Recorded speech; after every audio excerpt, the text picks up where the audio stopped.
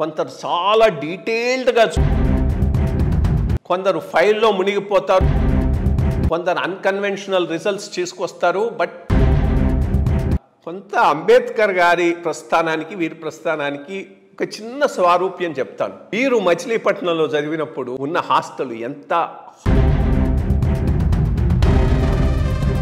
రామ్జీరావు ఇక్కడ అంబేద్కర్ గారిని పైకి తీసుకొచ్చి ఇచ్చేసినటువంటి వాడు. అతను కూడా ఆ ఇన్సిడెంట్ జరిగిన తర్వాత నేను ఎందుకు లేట్ అయిందిరా అని ఒక్క మాట అడగకుండా డీస్టెబిలైజ్ చేస్తే స్ట్రక్చర్ వెంటనే రియాక్ట్ అయ్యి వెనక్కు. మీ విషయంలో అది ఎట్లా, హౌ వాస్? మహానుభావుడు రెస్పాన్సిబుల్ నరసింహరావు తెలియదు కాబట్టి నక్సలైట్ అని చెప్పేసి పిటిషన్ హెడ్లైన్స్ లో పెట్టాడు. నక్సలైట్ నీకు ఈ ఉద్యోగం, నీ ఫ్యామిలీ బడ్జెట్ అయ్యే ఖర్చు అంతా మీరు రిటర్న్ చెప్తే దానికి విలువ ఉంటుంది అన్నాడు.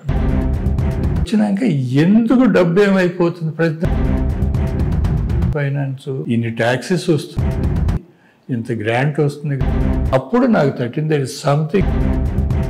నాకు మా ఊర్లో ఈ పాప అధికారం లేకుండా, శాంక్షన్ పోస్ట్ లేకుండా ఎంప్లాయ్మెంట్ ఎవరన్నా ఉద్యోగం ఇస్తే వాడిని ఫైనాన్స్ సెక్రటరీ ఏం చేస్తాడంటే బడ్జెట్ తయారు చేసేటప్పుడు తన జేబులో చీఫ్ మినిస్టర్, కన్సర్న్ మినిస్టర్ ఎవరు బడ్జెట్ ఏం చేస్తామంటే రెవెన్యూస్ అన్ని 15 years. మీరు చాలా మంది చీఫ్ మినిస్టర్లతో పనిచేశారు, క్లోజ్ గా కూడా పనిచేశారు. ఒక్క వర్డ్ లో ది బెస్ట్ ఆనెస్ట్ అనేటప్పటికి మోస్ట్ డైనమిక్ అనగానే గుర్తొస్తారు, మోస్ట్ పబ్లిసిటీ సీకింగ్ అనే గుర్తొస్తారు. అయితే నేను చెన్నారెడ్డి గారి పేరు చెప్తాను. మీరు చెన్నారెడ్డి గారికి నాకు చాలా ఇంట్రెస్ట్. పోతే అరుస్తాడు పైరు మొక్కకి నేను రిజైన్ ఒకరు వాళ్ళు నా ఫ్యామిలీ. సో మీ స్టీల్ వ్యాపారంలో దానికి సరిపడా రిజల్ట్స్. నేను అక్కడికి వెళ్ళాను sir. Irrigation full of electricity board కూడా అట్టాగే ఉంటుంది. నీకేం కావాలి అడిగాను. నేను మా నాన్నని అడిగాను, నీకేం కావాలి నాన్న, నేను ఐఏఎస్లోకి వచ్చానంటే.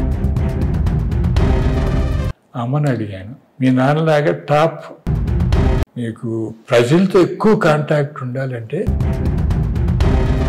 స్పెషలిస్ట్గా ఉండాలని అంటే